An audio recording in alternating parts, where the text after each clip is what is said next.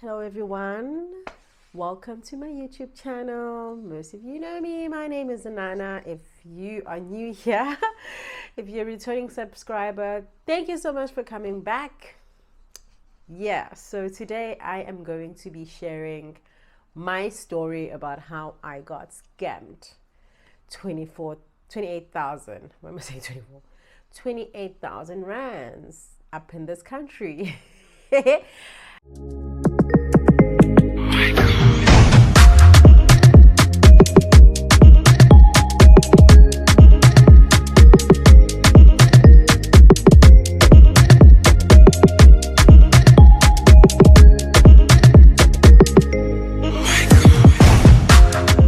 Till today, I can't believe that happened to me because, honestly speaking, that amount of money was my salary in Korea.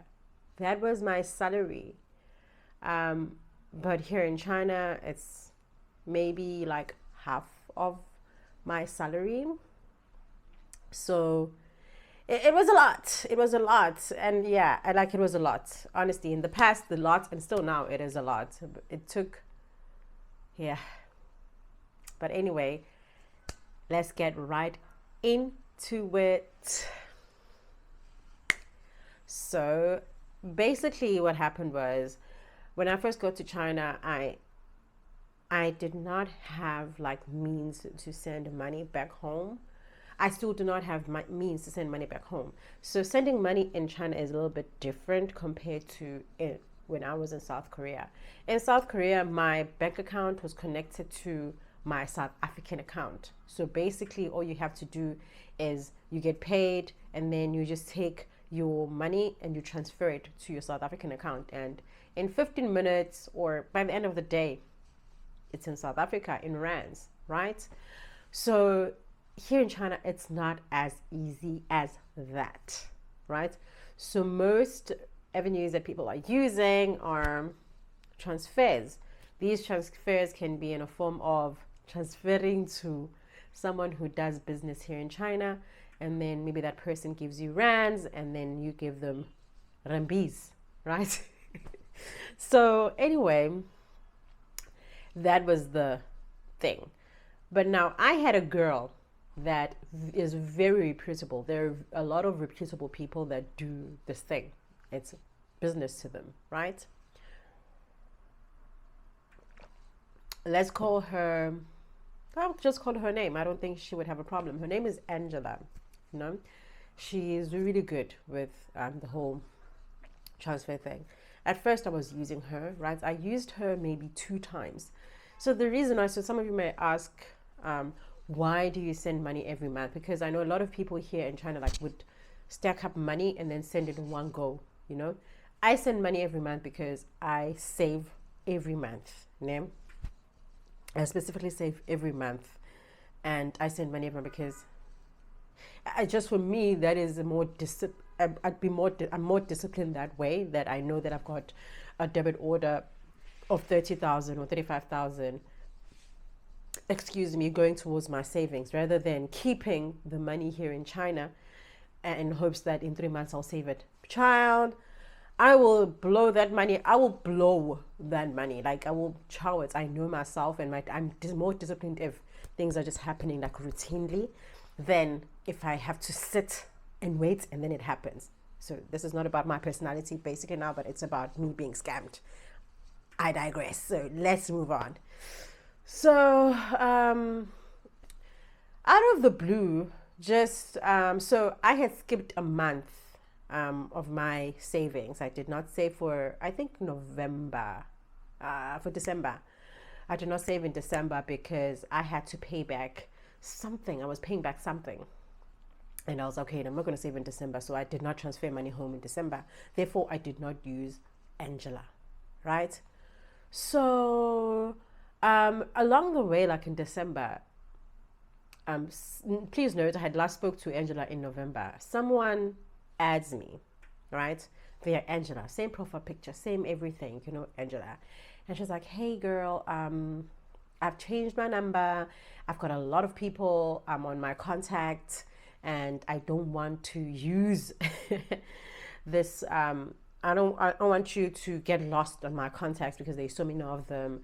Like, I think it would be more, because you're South African, it would be more easier for you to use WhatsApp. Please note, I'm new. I do not know scammers' stance. Like, I do not know their scamming tactics. I do not know. So I'm like, oh, Angela, it's so sweet of her to, like, add me and then think about making things convenient for me, So I'm like, oh yeah, cool. Okay, she adds me on WhatsApp, and yeah, cool. And then someone back home asked me for money, something. I think it was like 1,000 rands or something like that. So I go to WhatsApp, like, hey, Angela, I need 1,000 rands in South Africa. I have Rambees. She's like, okay, cool. She's like, she sends me this account, an Alipay account here.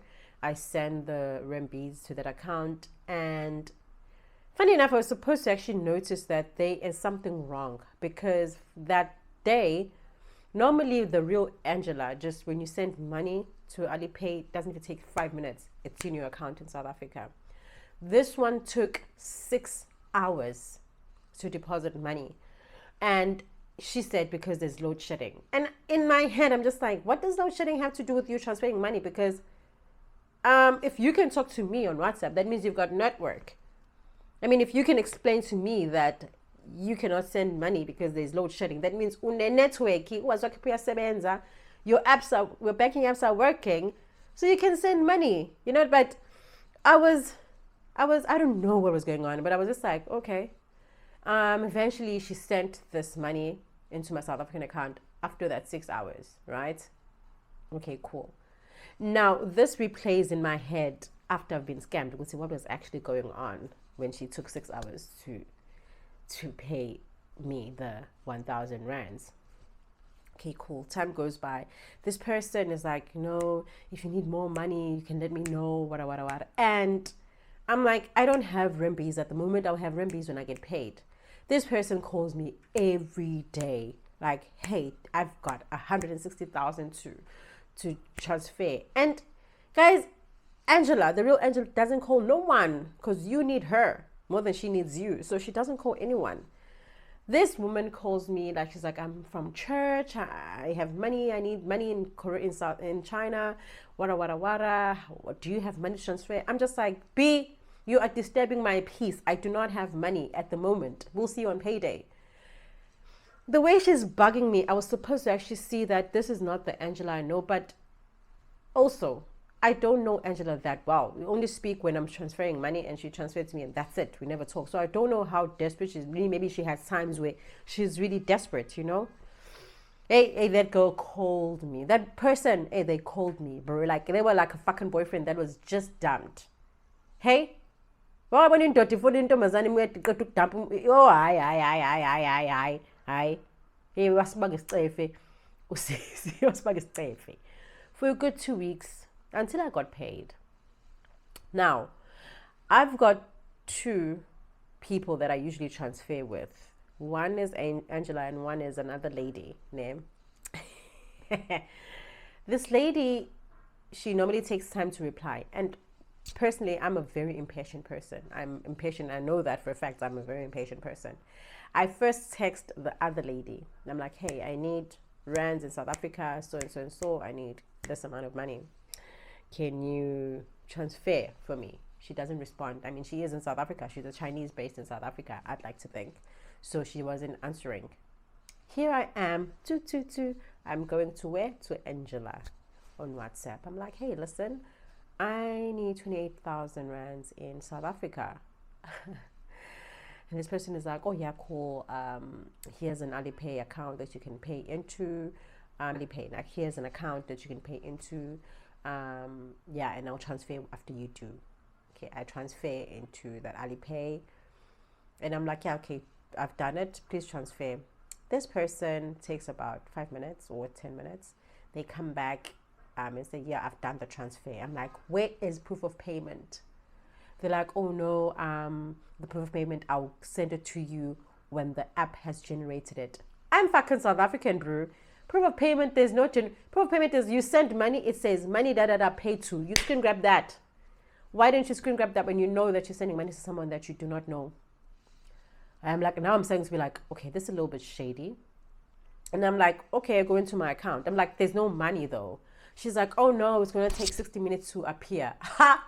That's when I was like, yeah, something is definitely not right here. Something is like not right. I'm like, 60 minutes? No one transfers money. Like when these money transfers happen, no one's ever said it takes 60 minutes. Everyone does it immediately. If you're in South Africa, you're doing immediate payment. Alipay is immediate. Anyway, China in itself is immediate. But if you're in South Africa, you make sure that you're doing immediate fucking payment, bro. And I'm mad. I'm like, what the fuck? She's like, no, wait. She even sends a screen grab. There's no proof of payment, please note. But she's able to send a screen grab about how long it takes for money to move from Nedbank to Capitec. She says it takes 60 minutes. It's written there. There's a screen grab that says that she sent. I mean, that's what she sends people that she scams. Now I'm like, okay, Nana, maybe wait for the 60 minutes. Clapping in Bela is over because this person has sent money before. Pay the 60 minutes, I'm checking my account. There is no money. I had a brief moment where I didn't really cry. There were no tears, but I just screamed because this is fucking 28,000 you're talking about. This is 2 fucking million won. It's a little bit less than what I used to get paid in South Korea, because in South Korea I used to get paid 2.2 million. So it was 2 million. I was screaming. I was like, I screamed so hard, like, and then I was like, okay, I'm that person that like I'll go through an emotion and then I'm like, let's do a damage control plan. I was like, let's do damage control. Like, what's the way forward here? And I literally screamed for that brief moment, and then I was like, switch. Okay, now let's do damage control. I went back to my drawing board. Normally, I plan my finances 2-3 months in advance. Like already now, I know what my disposable income is for March. I know my disposable income for April. I know my disposable income for May. I do my planning 3 months in advance. So now I'm going back to the drawing board. I'm like, okay, you've lost this amount of money, because I knew I've lost it. I knew that I've lost it, and I'm trying to, like, move funds, move here and there, move, make, like, I'm trying, but yeah, go. And I call Alipay. I'm trying to reverse this payment. They say no, the person has already gotten it. They can't reverse it. I'm calling the bank. I went to the bank. The bank is like, no, you have to go to the police station. I go to the police station and I can't speak Chinese. They're like, okay, can you call someone from your school? Please note, these are holidays. Like, we are not going to school. It's holidays.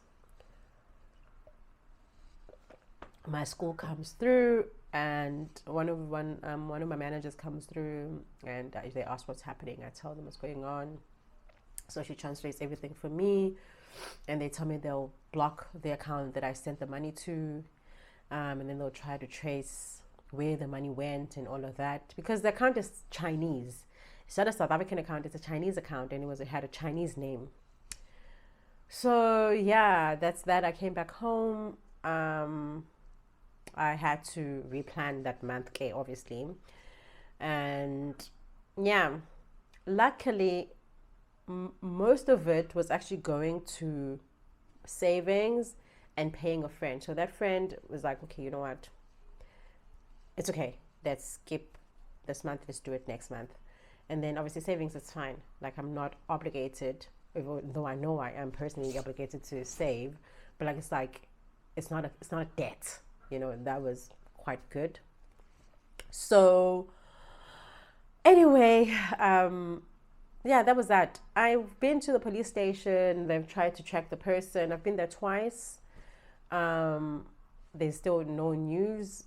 But that thing has set me back a lot financially. But like, it's not as bad as it would have been if it was just maybe like money to pay a debt. You get me? So anyway, it was money to pay. One of the things I was supposed to do was a debt, but most of it was just savings.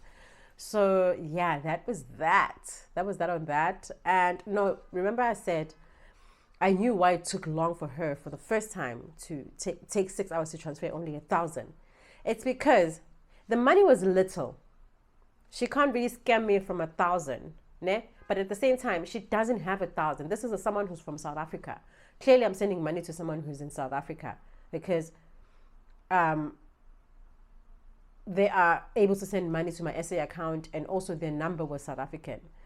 So basically, if I send money in China and they have to give me 1,000 rands, if they don't have money, they had to borrow it or they had to find it from somewhere.